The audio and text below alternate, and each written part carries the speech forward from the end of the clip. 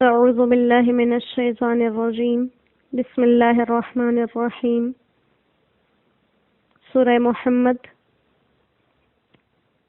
پارہ نمبر 26 آیت نمبر 36 رکوع نمبر 8 آج کا سبق ہے انما الحیات الدنیا، یہ دنیا کی زندگی تو لعب کھیل ہے، ولہو تماشا ہے، وَإِن تُؤْمِنُوا اگر تم یقین لاؤ گے، وَتَتَّقُوا اور بچ کر چلو گے، یُؤْتِکُمْ أُجُورَکُمْ تم کو تمہارا بدلہ دے گا، وَلَا يَسْأَلْکُمْ أَمْوَالَکُمْ اور تم سے تمہارے مال نہیں مانگے گا، إِن يَسْأَلْکُمُوهَا اگر وہ تم سے مال مانگے تمہارا، فَيُحْفِكُمْ اور تم کو تنگ کرے، انتہائی درجے تک تم سے طلب کرے، سارے کا سارا طلب کرے، تب خلو تو بخل کرنے لگو، وَيُخْرِجْ أَضْغَانَكُمْ اور ظاہر کر دے تمہارے دل کی خفگیاں، ہَا أَنْتُمْ هَؤُلَاءِ سنتے ہو تم لوگ، تدعون تمہیں دعوت دی جاتی ہے، لِتُنْفِقُوا فِي سَبِيلِ اللَّهِ کہ خرچ کرو اللہ کے راستے میں، فَمِنْكُمْ مَنْ يَبْخَلْ پھر تم میں کوئی ایسا ہے کہ بخل کرتا ہے، وَمَنْ يَبْخَلْ اور جو کوئی بخل کرے، فَإِنَّمَا يَبْخَلُ عَنْ نَفْسِهِ تو وہ اپنے آپ کے لیے ہی بخل کرتا ہے، وَاللَّهُ الْغَنِيُّ اللہ بے نیاز ہے، وَأَنْتُمُ الْفُقَرَاءُ اور تم محتاج ہو، وَإِن تَتَوَلَّوْا اور اگر تم پھر جاؤ گے، يَسْتَبْدِلْ قَوْمًا غَيْرَكُمْ تو بدل کر لے آئے تمہاری جگہ دوسری قوم، ثُمَّ لَا يَكُونُوا أَمْثَالَكُمْ پھر وہ تمہاری طرح کے نہیں ہوں گے۔ صدق اللہ العظیم۔ سورہ محمد آپ صلی اللہ علیہ وسلم کے مبارک پاکیزہ بابرکت نام نامی کے ساتھ منسوب ہے، اور جیسے آپ صلی اللہ علیہ وسلم کو اللہ نے دنیا میں حق اور باطل کے درمیان فرق کرنے والا بنا کر بھیجا، جیسے آپ کی کتاب کو فرقان کہا گیا جو حق و باطل میں فرق کرے، ایسے ہی اس میں دیے جانے والے احکامات در حقیقت حق اور باطل کے درمیان فرق کرنے والے ہی ہیں، کہ کون اللہ کی مان کر اللہ کے لیے، اس کے رسول کے لیے، اس کے دین مقدس کے لیے اپنی جانیں قربان کرنے کو تیار ہیں، اور کون ہیں جنہیں اس دین سے، جنہیں محمد رسول اللہ سے، جنہیں اللہ کی ذات سے زیادہ اپنے مال اور اپنی جانیں عزیز ہیں۔ سورہ مبارکہ میں زیادہ تر احکامات جہاد کے تھے، اور جہاد میں جانے سے روکنے کے لیے ایمان کی کمزوری کے علاوہ جو بڑی چیز روکنے والی بنتی ہے وہ انسان کے لیے دنیا کی محبت ہے، اور دنیا کی محبت میں اپنے آپ سے محبت کرنا، اپنے گھر والوں، اہل و عیال سے محبت کرنا، اور اپنے مال اور دولت کی محبت سب شامل ہیں۔ تو اللہ سبحانہ و تعالی نے یہاں پر یہی بات ذکر کی ہے کہ تم جو جہاد میں جانے سے گھبراتے ہو کہ کہیں مر جائیں گے یا مال خرچ ہو جائیں گے، تو یاد رکھو اگر یہ چیزیں تمہارے پاس محفوظ بھی رہیں تو کتنا عرصہ رہیں گی۔ انما الحیات الدنیا لعب و لہو، یہ دنیا تو صرف چند لمحے کا کھیل اور تماشا ہے۔ تو جس مال کی خاطر، جس کو بچانے کی خاطر تم پیچھے ہٹ رہے ہو اللہ کی رضامندی حاصل کرنے سے، یہ تو سب فنا ہونے والی چیزیں ہیں۔ اگر اس وقت ان کو بچا بھی لیا تو دوسرے وقت یہ ہاتھ سے نکل جائیں گی۔ لہٰذا ان فانی چیزوں کی محبت کو آخرت کی محبت پر غالب نہ آنے دو، اور اللہ سبحانہ و تعالیٰ کے احکامات کو مانتے ہوئے اس سے ہی ڈرتے رہو۔ اور اس کا اجر تمہیں کیا ملے گا کہ یؤتکم اجورکم، اس کا تمہیں بدل دیا جائے گا، اجر دیا جائے گا۔ وہ دن جس دن کسی انسان کے پاس اللہ کی رضامندی کو حاصل کرنے کا اور کوئی ذریعہ نہیں ہوگا سوائے اس کے کہ دنیا میں وہ اللہ کی کتنی مان کرایا، اس دن اللہ یہ چیزیں تمہیں اجر کے طور پر لوٹا کے دے گا۔ اور آگے اللہ سبحانہ و تعالیٰ ارشاد فرماتے ہیں کہ یہ چیزیں کرنے کا مقصد تمہیں اجر ہی دینا ہے۔ وَلَا يَسْأَلْكُمْ أَمْوَالَكُمْ، وہ تم سے تمہارے مال نہیں مانگتا۔ اب اگر تو اس آیت کو سمجھدار لوگ پڑھ لیں تو مفہوم بالکل واضح ہے کہ اللہ ہم سے ہمارے مال نہیں مانگتا۔ لیکن اگر کوئی سوال کرنا چاہے کہ قرآن کریم میں تو جگہ جگہ زکوٰۃ، صدقات، اللہ کے راستے میں مال خرچ کرنے کے بے شمار احکامات موجود ہیں اور اللہ کے راستے میں خرچ کرنے کی بہت تاکید آئی ہے، تو پھر اس آیت میں اور ان آیات میں بظاہر ٹکراؤ محسوس ہوتا ہے۔ یہاں کہا جا رہا ہے کہ اللہ تم سے تمہارے مال نہیں مانگتا، اور باقی بہت سی آیات سے یہ ثابت ہوتا ہے کہ اللہ مال خرچ کرنے کی ترغیب دیتے ہیں۔ تو اس لیے بعض حضرات نے فرمایا کہ اس آیت مبارکہ کا مفہوم یہ ہے کہ تم سے جو اللہ مال طلب کرتے ہیں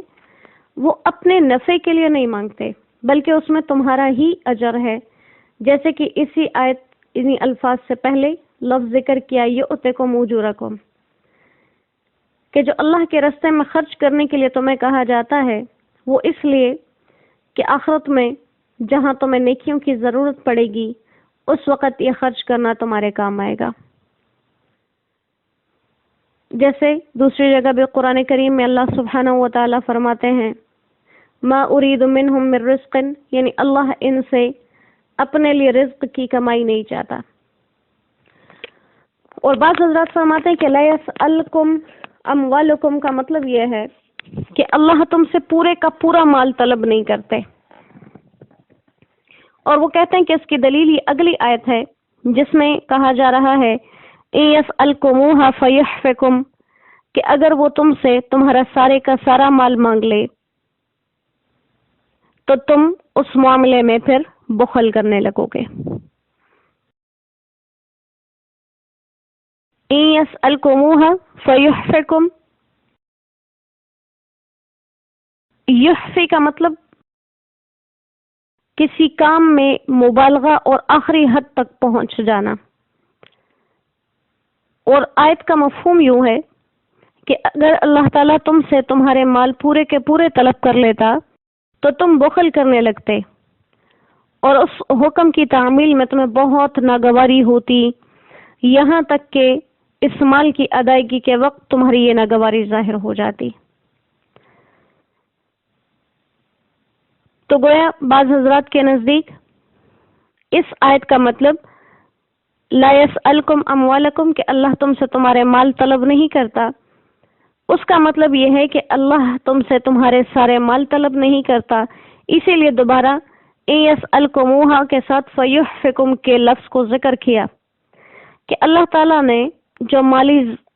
زکوٰۃ تم پر لازم کی ہے، فرض کی ہے، پہلے تو وہ خود ہی تمہارا فائدہ ہے، اللہ کا اس میں کوئی فائدہ نہیں۔ دوسرا اس بات کی طرف دیکھو کہ اس کو فرض کرنے میں بھی اللہ تعالیٰ نے تم سے تمہارا سارے کا سارا مال نہیں مانگا، بلکہ ایک معمولی سا جز فرض کیا ہے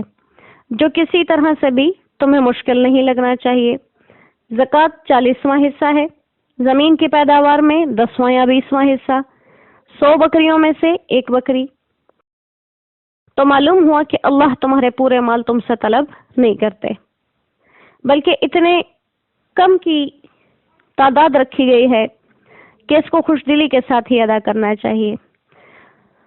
साथ कह रही है कि युखरिज अज़गानकुम, अज़गान ज़िगन को कहते हैं। ज़िगन का मतलब होता है छुपा हुआ कीना और छुपी हुई पोशीदा नापसंदीदगी। इस जगह पे मतलब यही है कि अगर इंसान को अपना पूरा माल देना पड़ जाता तो ये उसे बहुत नागवार होता, और अगर वो ये नागवारी जाहिर ना भी करना चाहता तो भी अदायगी के वक़्त टाल मटोल से ये नागवारी खुल जाती। तो हासिल इस आयत मुबारका का ये हुआ कि अगर अल्लाह ताला तुमसे तुम्हारे पूरे माल के मुतालबे कर लेते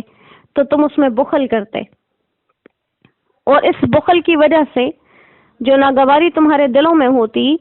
अगर तुम उसको जाहिर ना भी करना चाहते तो वो खुद ब खुद जाहिर हो जाती। इसलिए अल्लाह ताला ने तुम पर एक बहुत ही कम हिस्सा फर्ज किया और उसके खर्च करने में भी तुमने बुखल शुरू कर दिया। इसलिए फरमाया कि तुदऔना लितुनफिकू फी सबीलिल्लाह फमिनकुम मन यबखल, यानी तुम्हें अल्लाह के रास्ते में तुम्हारे माल का बिल्कुल कुछ हिस्सा खर्च करने की तरफ दावत दी जाती है और उसमें भी तुम बुखल करते हो। वमन यबखल फइन्नमा यबखलु अन नफ्सिही,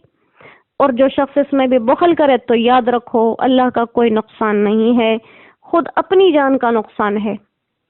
क्योंकि इस दुनिया में जितना माल बचा के रखेगा खुद तो मर के दुनिया से चला जाएगा और आखिरत के सवाब से महरूमी,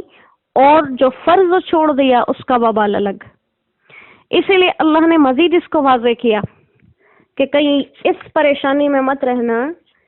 कि तुम्हारे माल देने से ही अल्लाह अमीर होते हैं, तुम नहीं दोगे तो उसकी जात पर कोई फर्क आ जाएगा। तो फरमाया वल्लाहुल गनीय्यु व अंतुमुल फुक़रा, अल्लाह तो है ही गनी, हाजतमंद तो असल में तुम हो। दुनिया में भी अल्लाह के हाजतमंद हो, अल्लाह के सामने फकीर हो, अगर वो ना देना चाहे तो ले नहीं सकते, और आखिरत में भी तुम उसी के सामने हाजतमंद हो कि तुम्हें बख्श दे और तुम्हारे दिए हुए को कबूल भी कर ले। ये भी एक बहुत बड़ी आजमाइश है। कोई इंसान खर्च करता रहे लेकिन अल्लाह उसको कबूलियत के दर्जे तक ना पहुंचाए। लिहाजा तुम हर हाल में अल्लाह के सामने मोहताज हो, अल्लाह तो है ही गनी। व इन ततवल्लौ, अगर तुम अल्लाह के अहकामात को मानने से रूगर्दानी करोगे तो अल्लाह फरमाते हैं अगर तुम सब के सब ज़कात वगैरह देना तो छोड़ो, खुद तुम्हारी जानें इस दुनिया में ना रहें तो भी मुझे तुम्हारी ज़रूरत नहीं, और अगर तुम सब के सब मेरे अहकामात की तामील को छोड़ दो तो जब तक मैं इस दुनिया को बाकी रखना चाहूँ, जब तक मैं इस दीन को जिंदा रखना चाहूँ, मैं इसकी हिफाजत और इसके अहकामात की तामील के लिए ऐसे लोगों को पैदा कर दूंगा जो तुम्हारी तरह इस शरीयत से रूगर्दानी नहीं करेंगे बल्कि मुकम्मल अताअत वाले होंगे। तो इसीलिए बार बार जो एक बात अर्ज की जाती है कि ये दुनिया अल्लाह ने जब तक कायम रखनी है तब तक कायम रखेगा। कुछ लोग ऐसे होंगे जो अल्लाह के दीन की हिफाजत करेंगे, अल्लाह के दीन पे चलेंगे, कुछ ऐसे होंगे जो इसकी मुखालफत करेंगे और इससे हट जाएंगे। तो हमें ये नहीं देखना कि जो छोड़ के चल रहा है उसके साथ क्या किया जाए, हमें ये देखना है कि हम कौन से रास्ते पर हैं। आया हम उस रास्ते पर हैं जिस रास्ते को अल्लाह ने खुद फरमा दिया कि अगर मुझे हिफाजत करनी हुई अपने दीन की, मैं इसके लिए ऐसे लोग लाऊंगा जिस शरीयत पर चलेंगे। तो क्या हम उन लोगों में से हैं या उनमें से हैं जिनको कहा जा रहा है कि तुमने अगर तामील छोड़ दी तो तुम्हारी मुझे परवाह नहीं। हजरत हसन बसरी रहमहुल्लाह फरमाते हैं कि यहाँ पर जो यस्तबदिल कौमन गैरकुम, तुम्हारे अलावा दूसरे लोगों को ले आऊंगा, इससे मुराद अजमी लोग हैं यानी अरब के अलावा। और हजरत इकरमा रहमहुल्लाह फरमाते हैं कि इससे मुराद फारस और रूम वाले हैं। और हजरत अबू हुरैरा रज़ी अल्लाह तआला अन्हु से ये रिवायत है कि जब रसूल खुदा सल्लल्लाहु अलैहि वसल्लम सैयदुल कौनैन ने इरशाद फरमाया, जब इस आयत को तिलावत किया और सहाबा किराम रिज़वानुल्लाहि अलैहिम अजमईन सामने मौजूद थे, تو صحابہ کرام رضوان اللہ علیہم اجمعین نے عرض کی کہ یا رسول اللہ صلی اللہ علیہ وسلم، وہ ایسی کون سی قوم ہے کہ اگر ہم کہیں خدا نخواستہ اللہ کے دین سے روگردانی کرنے لگیں تو وہ ہمارے بدلے میں لائی جائے اور پھر وہ ہماری طرح روگردانی بھی نہ کرے۔ آپ صلی اللہ علیہ وسلم کے سامنے حضرت سلمان فارسی رضی اللہ تعالیٰ عنہ موجود تھے۔ آپ نے ان کی ران پر ہاتھ مار کر فرمایا کہ یہ اور اس کی قوم، اور اگر بالفرض دین حق سورہ ستارے پر بھی ہو جہاں تک لوگ مشکل سے پہنچ سکیں، تو بھی فارس کے کچھ لوگ یعنی کہ حضرت سلمان فارسی ہی مراد ہیں، وہاں پہنچ کر اس دین کو حاصل کرتے اور اس پر عمل کرتے۔ سبحان اللہ، قربان جائیں ایسے لوگوں کے کہ جن کی داد رسی کے لیے، جن کو تھپکنے کے لیے آپ صلی اللہ علیہ وسلم کے نازک خوبصورت خوشبودار ہاتھ ان کو چھوا کرتے تھے، اور بابرکت ہیں وہ لوگ جو آپ کے لمس کو محسوس کرتے، بابرکت ہیں وہ لوگ جنہوں نے آپ صلی اللہ علیہ وسلم کی مبارک زبان سے ایسی خوشخبریاں سنی۔ اللہ کریم ان ہستیوں کی کامل محبتیں، کامل اتباع ہمیں نصیب فرمائے۔ تو فرمایا لا یکون امثالکم، وہ تمہاری طرح پھر نہیں ہوں گے۔ تو یہ بات صحابہ کی شان سے تو بعید تھی، اصل میں مخاطب وہی لوگ تھے جو اللہ کے احکامات سے نافرمانی کرتے تھے، روگردانی کرتے تھے۔ اب انہی آیات مبارکہ کی روشنی میں ہمیں اپنے آپ کو دیکھنا ہے۔ سورہ مبارکہ میں احکامات تو جہاد کے تھے، لیکن ہمیں اسے ہر دینی حکم کے اوپر رکھ کے سوچنا ہے کہ جہاد تو جہاد ہے، کیا جو احکامات ہم پر لازم ہیں ہم انہیں اللہ کے احکامات کو اپنے لیے ضروری سمجھتے ہیں اس پہ عمل کرنا، یا ہم ان کو پس پشت ڈال کر اپنی مرضی اپنی خواہشات پہ چلنا پسند کرتے ہیں؟ کیا ہماری زندگی دین کے مطابق ہے یا خواہشات کے مطابق ہے؟ ہم نے اپنی بساط کے مطابق سورہ مبارکہ کو لفظاً محاورتاً اور تفسیر تو نہیں کہہ سکتے، کچھ وضاحت کرنے کی کوشش کی۔ اللہ اس گستاخی پر، اس جسارت پر ہمیں معافی عطا فرمائے، اور اللہ کریم ہمارے لیے ہدایت کے راستوں پر چلنا بہت آسان کر دے اور ان لوگوں میں شامل رکھے جن کے ذریعے اللہ فرماتے ہیں میں ان کے ساتھ اپنے دین کو قائم رکھوں گا۔ اللہ اس دین کی چمک ہمیں عطا فرما دیں اور اس دین کی سچی محبتیں اللہ ہمارے دلوں میں کامل کر دیں۔ وما علینا الا البلاغ وآخر دعوانا ان الحمد للہ رب العالمین۔ السلام علیکم ورحمۃ اللہ وبرکاتہ۔